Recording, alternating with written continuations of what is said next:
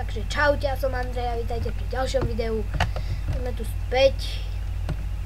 Práve som tu našiel modré rubíny. Ale nie je to rubín, je to nejaká blbosť. Ale je to niečo šampírové. Takže nejaký šampír. Aj bože. A tu sú nejaké alumínium. Konečne alumínium. Takže tak. V minulom diele... Dúfam, že tu nie je poblízku. Lava.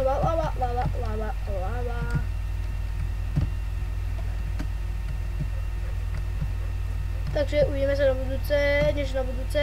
Uvidíme sa teraz, hneď, ale... Hneď odídem odtiaľ.